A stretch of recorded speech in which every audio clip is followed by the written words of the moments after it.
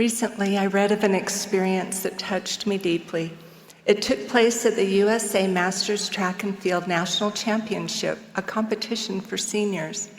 One of the participants in the 1,500-meter event was 100-year-old Orville Rogers.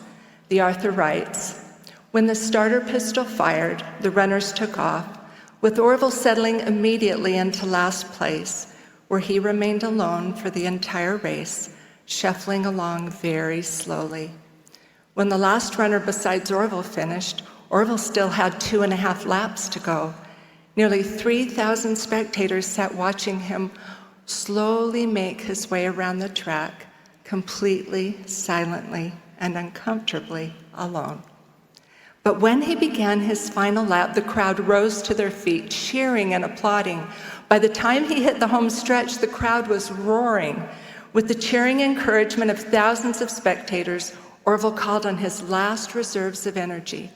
The crowd erupted with delight as he crossed the finish line and was embraced by his competitors.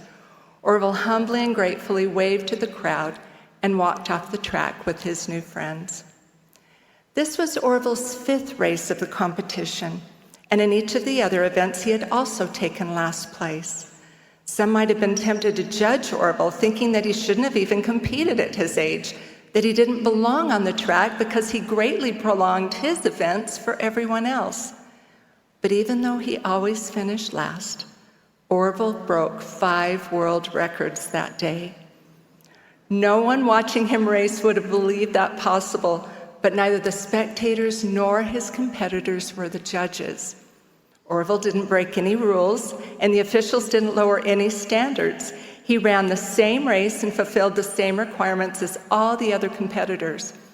But his degree of difficulty, in this case his age and limited physical capacity, was factored in by placing him in the 100-plus age division.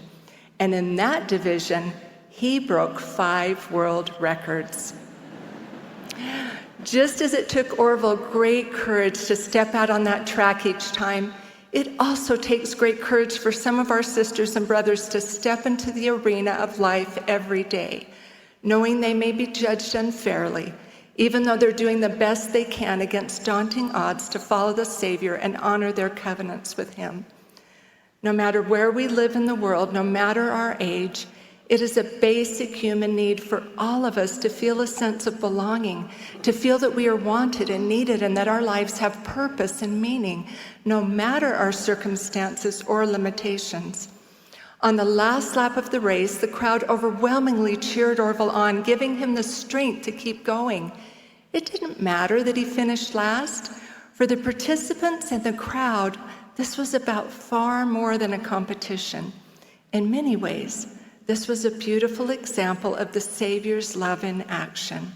When Orville finished, they all rejoiced together.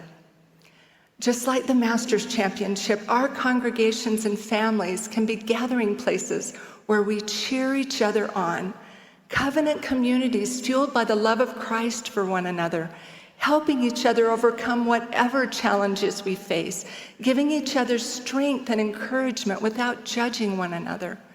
We need each other. Divine strength comes from unity, and that is why Satan is intent on dividing us.